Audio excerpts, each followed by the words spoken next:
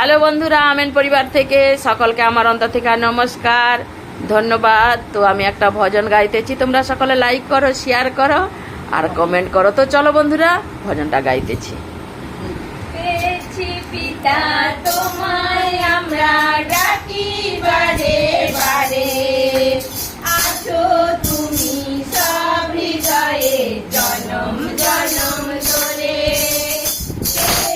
পিতা তোমায় আমরা ডাকি বারে বারে, আছো তুমি সব হৃদয়ে জনম জনম ধরে।